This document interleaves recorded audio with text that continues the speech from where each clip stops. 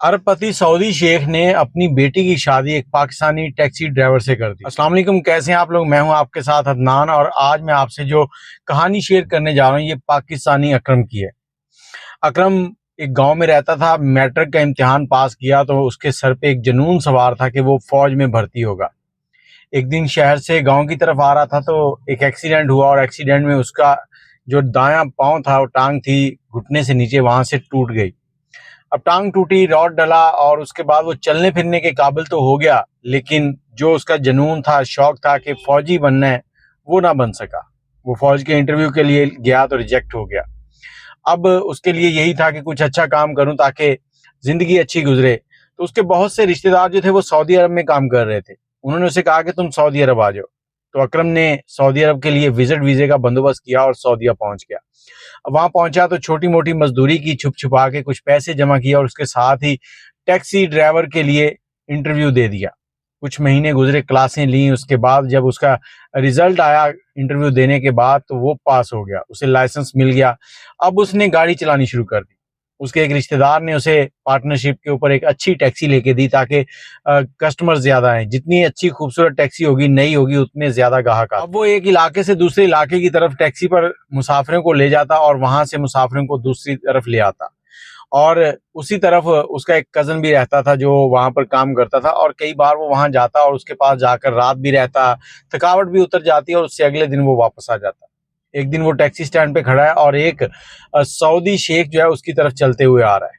सफेद कपड़े, चेहरे पर सफेद दाढ़ी, हाथ में तस्बीह और कलाई में एक गोल्ड की घड़ी। दिखने से लग रहा था कि कोई बहुत ही अमीर आदमी है, लेकिन टैक्सी पे क्यों घूम रहा है, क्योंकि वहां के ज्यादातर लोगों के पास अपनी गाड़ियां हैं। अब वो सऊदी शेख पास आया, उसने इसे कहा कि फलां जगह चलोगे। इसने कहा जी सेठ चलेंगे। सेठ जो है उसने दरवाजा खोला, गाड़ी में बैठा, इसने गाड़ी चला ली और ये सफर पर निकल पड़े। गाड़ी चलती जा रही है, चलती जा रही है। सऊदी शेख जो है वो खामोशी से पीछे बैठा बस कुछ दुआएं पढ़ रहा है। और ये जो अकरम था ये भी उन दुआओं को जब सुनता तो उसके साथ साथ ये भी उन्हें पढ़ना शुरू कर देता। अब मंजिल के नजदीक पहुंचने वाले थे। इसने कहा शेख आपने कहाँ जाना है। उसने कहा फलां जगह जाना है। उसने कहा जी वो तो बहुत बड़ा इलाका है, आपने उतरना एग्जैक्ट किस जगह पे है।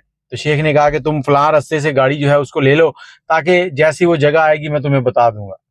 अब ये उस रोड के ऊपर चला जाता है और गाड़ी चलती जा रही है।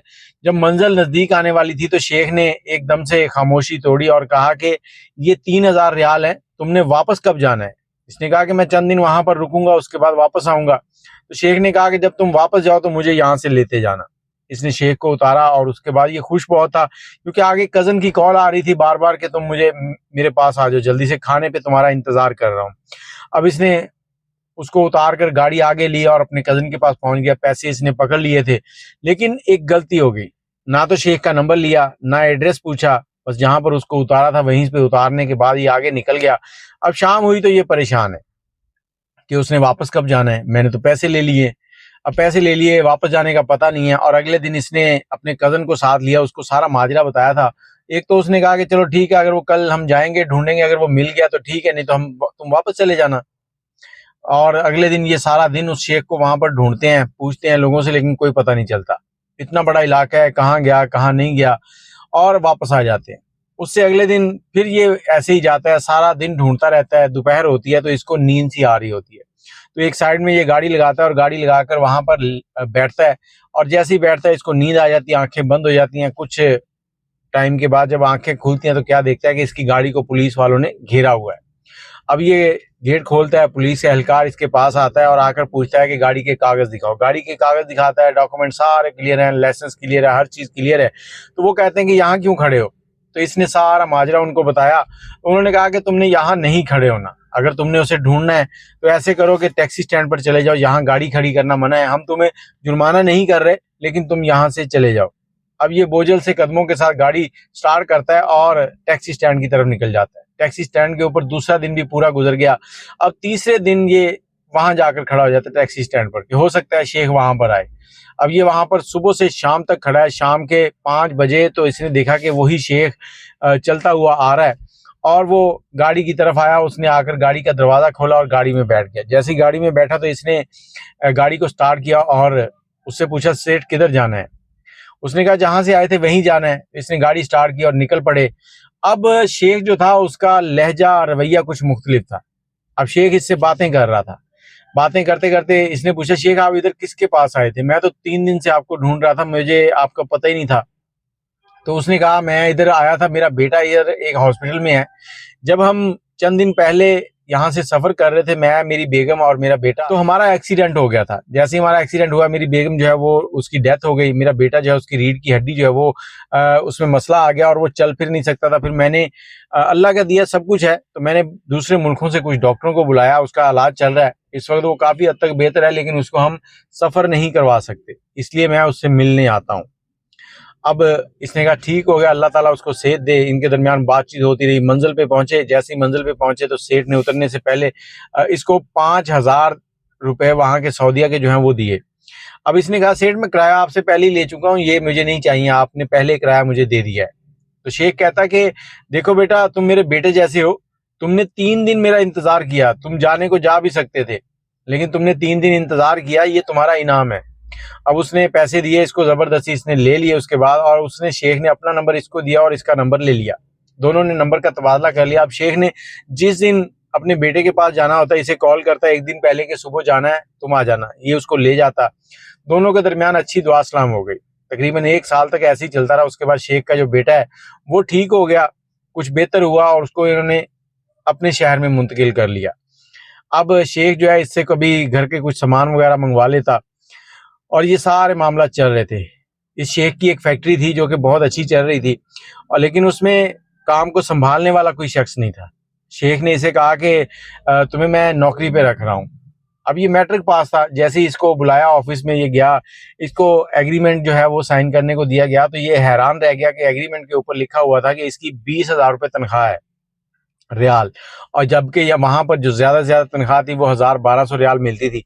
ये एग्रीमेंट उठाकर शेख के पास चला गया। शेख, मैं इस काबिल नहीं हूँ, मेरे पास कोई ऐसा हुनर नहीं है कि मैं 20,000 रियाल जो है वो तनख्वाह आपसे वसूल करूं, तो मेहरबानी करें आप किसी काबिल शख्स को रखें। शेख कहता, तुम में वो काबिलियत है जो किसी और में नहीं है, तुम एक ईमानदार इंसान हो, और तुम्हें मैं बतौर सुपरवाइजर यहाँ पर रख रहा हूँ, तो तुमने इस काम को देखना है, काम करना कोई नहीं है। इस तरह से शेख ने इसको नौकरी पर रख लिया। ये उस फैक्ट्री में नौकरी करने लगा, और कोई 1-1.5 महीने के बाद शेख जो है वो फैक्ट्री आना बंद हो गया। अब ये परेशान था। 10 दिन, 20 दिन, 2 महीने गुजर गए। 2 महीने के बाद इसने क्या किया कि फैक्ट्री से छुट्टी हुई।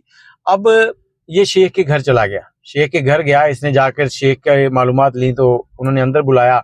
जब ये शेख के पास गया तो इसने पूछा, शेख आप फैक्ट्री क्यों नहीं आ रहे थे? उसने कहा, देखो मेरा बेटा जो है उसका इंतकाल हो गया था, और उसके बाद मैं कोमे में चला गया था सदमे से, और काफी दिनों के बाद मुझे होश आई, तो डॉक्टर ने रेस्ट का कहा था, मैं कहीं भी नहीं जा रहा था, और तुम्हारा बहुत शुक्रिया, तुम आए हो। तो इसने शेख की खातरदारी शुरू कर दी, कुछ खिदमत करनी, जो भी मतलब घर का सामान लेके आना, खाना बनाना, खाना इसको अच्छा बनाना आता था। ये शाम को छुट्टी करता और घर पे आ जाता, खाना बना के देता, सारी देखभाल उसकी करता, उसको वॉशरूम वगैरह जो भी, मतलब सारे इवन के A to Z उसके काम ये करता। अब शेख को ये बड़ा अच्छा लगा, और शेख ने इसको फुल कंट्रोल दे दिया था फैक्ट्री का। इसने बहुत से ऐसे लोग जो बेईमानी कर रहे थे, काम ठीक नहीं कर रहे थे, उनको फैक्ट्री से निकाल दिया, और इसकी, शेख की जो फैक्ट्री थी उसमें तरक्की हो रही थी। दिन ब दिन उसमें जो है जान पड़ती जा रही थी, उसके शेयर्स बढ़ते जा रहे थे, लोगों में उसकी वैल्यू जो है वो, लोग उसको पसंद कर रहे थे, इनका काम अच्छा है। अब शेख कहता है इसको एक दिन के, मेरे पास बैठो। ये बैठ गया।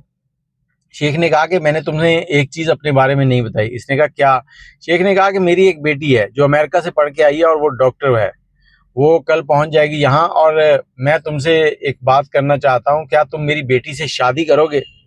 ये आदमी हैरान रह गया। इसने कहा, शेख एक तो मेरी टांग छोटी है थोड़ी सी, मैं लंगड़ा के हल्का सा चलता हूँ, दूसरा मैं पढ़ा लिखा नहीं हूँ, आपकी बेटी पढ़ी लिखी है, तो मैं उसके काबिल नहीं हूँ, आप अपनी बेटी से पूछें, वो भी मुझे कबूल नहीं करेगी।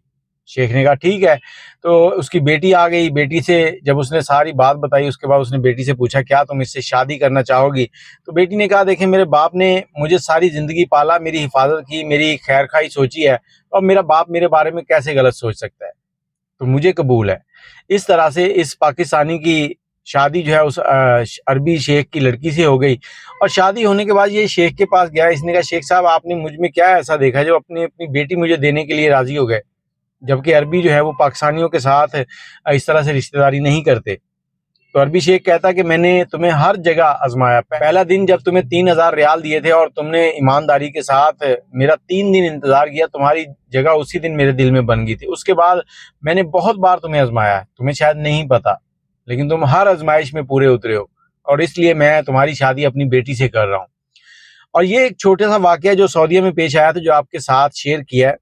और इस वाक़े को सुनाने का असल मकसद ये है कि इस पाकिस्तानी का भी, अकरम का भी कहना यही था कि मेरी माँ ने हमेशा कहा कि हिलाल रिज़्क़ हिलाल खाना है, तुम्हें अल्लाह और देगा। मैंने वही हासिल किया जो मेरा था, मैंने एक्स्ट्रा कुछ हासिल करने की कोशिश नहीं की, तो अल्लाह ने मुझे इतना दे दिया कि अब उस फैक्ट्री का मैं मालिक हूँ जिसमें मैं काम करता था। शेख ने उसको बड़ी गाड़ी भी गिफ्ट की, सब कुछ किया और पाकिस्तान में उसका नाम चलने लगा। और मैं आप सबसे यही कहना चाहूँगा कि अपने बच्चे बच्चियों की ऐसी तरबियत करें कि वो आपसे बातचीत करें। ये ना हो कि वो बच्चे बच्चियां भागकर शादियां करने की तरफ चल पड़े। जैसे शेख ने अपनी बेटी से पूछा, बेटी ने जवाब दिया कि मेरे बाप ने हमेशा मेरी हिफाजत की है, मेरा बाप मेरे लिए कहाँ गलत सोच सकता है। अपनी राय कमेंट में ज़रूर दीजिएगा। अल्लाह हाफिज़।